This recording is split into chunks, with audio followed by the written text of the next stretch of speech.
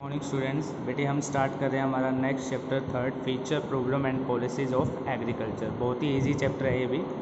पहला टॉपिक है हमारा importance of agriculture in the Indian economy, कि हमारी जो एग्रीकल्चर है वो इंडियन इकोनॉमी में क्या इंपॉर्टेंस रखती है। तो इसका पहला पॉइंट है कंट्रीब्यूशन टू जीडीपी। अगर हम कंट्रीब्यूशन के अकॉर्डिंग सोचें तो 1950 और 51 से पहले 50 और 51 से पहले जीडीपी की कंट्रीब्यूशन यानी जीडीपी के अंदर सबसे ज़्यादा जो कंट्रीब्यूशन था वो एग्रीकल्चर का था। लेकिन टाइम के अकॉर्डिंग ये जो कंट्रीब्यूशन है वो डिक्लाइन होने लगा। Agriculture makes a significant contribution to GDP in India. During the period of planning, contribution of agriculture sector to GDP had been ranging between 51 to 17.4% for different years. It has tended to decline over time from this as high 51% in this year and to 14.4% in 1819. However, the decline doesn't indicate the decline in importance of agriculture in the economy. कहते हैं इसका decline होने का मतलब ये नहीं है कि आप इसकी इंपॉर्टेंस के बारे में कुछ नहीं कह सकते, क्योंकि जो हमारी एग्रीकल्चर है वो एज ए रॉ मटेरियल का काम करती है for secondary sector.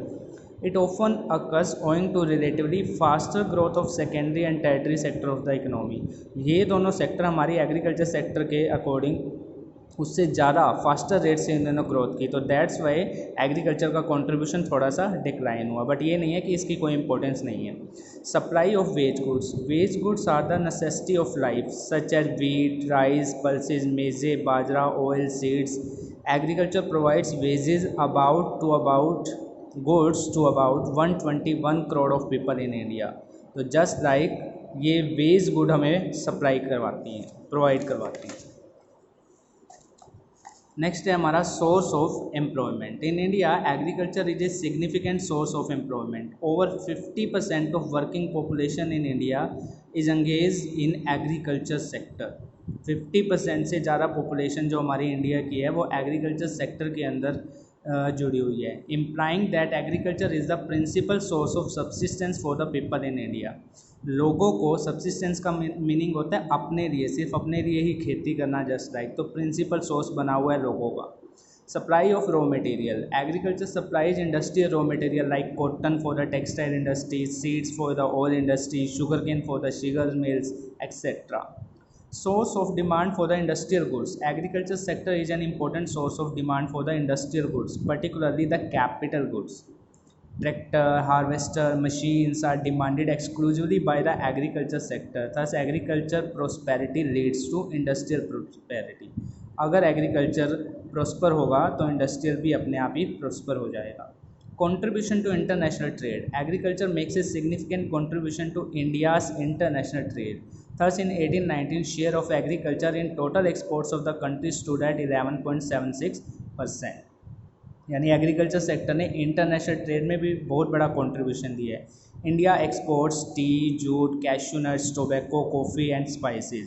Exports are a source of foreign exchange which India needs for import of defense goods as well as crude oil. हम एक्सपोर्ट करेंगे तो हमें फॉरेन करेंसी रिसीव होगी और उस फॉरेन करेंसी को हम यूटिलाइज कर सकते हैं for purchasing defensive goods and crude oil. Contribution to domestic trade. Agriculture also plays a significant role in the country's domestic trade. This is borne out by the fact that huge expenditure in India is incurred on the purchase of farm products needed by more than a billion people in that country. तो domestic trade में भी help कर रही है agriculture.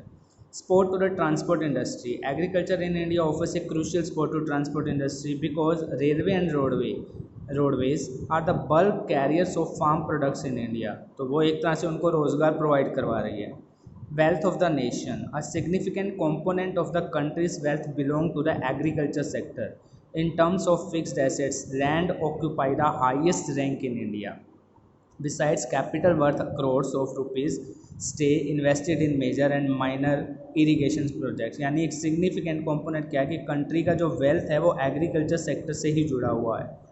बहुत fixed assets है हमारे पास, land है ज़्यादातर इंडिया के पास है जो हम एग्रीकल्चर पर्पजेज़ के लिए यूज करते हैं। अब बात करते हैं फीचर्स ऑफ इंडियन एग्रीकल्चर। पहले हमने इंपॉर्टेंस की बात की थी, अब फीचर क्या है। लो प्रोडक्टिविटी।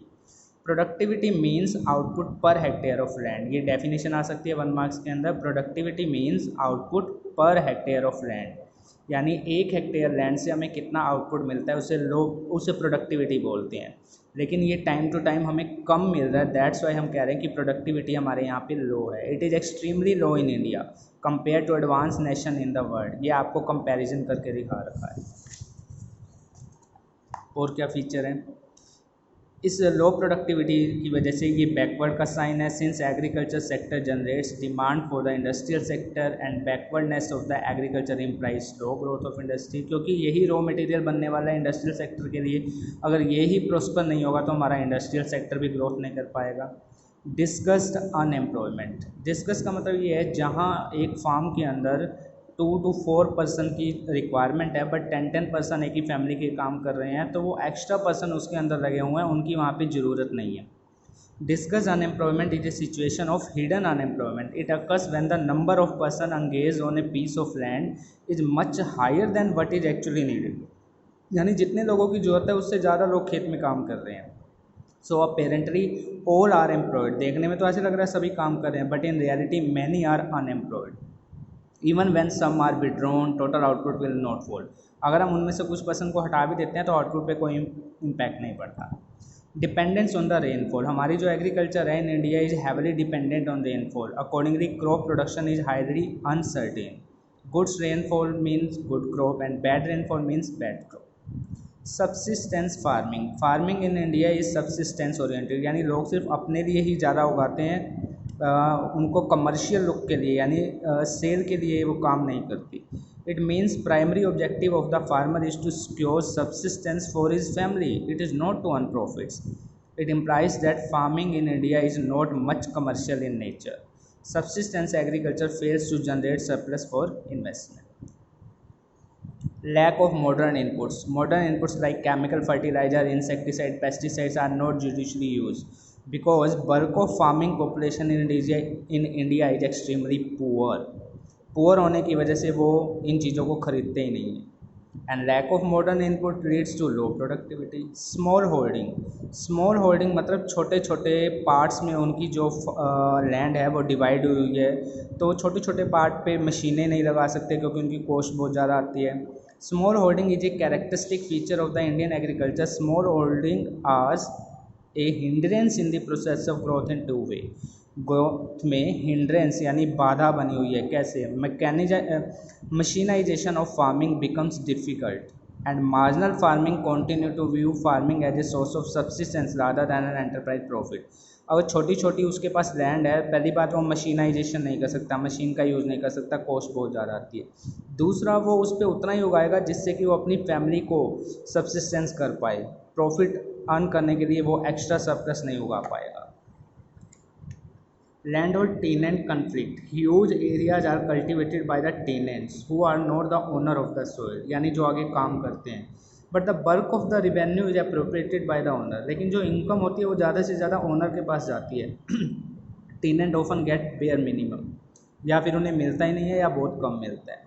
प्रिमिटिव टेक्नोलॉजी, यानी पुरानी टेक्नोलॉजी यूज हो रही है। Because bulk of the farmers in India are small in size and bulk of farming population is poor, the use of primitive technology becomes inevitable, बाधा बनी हुई है।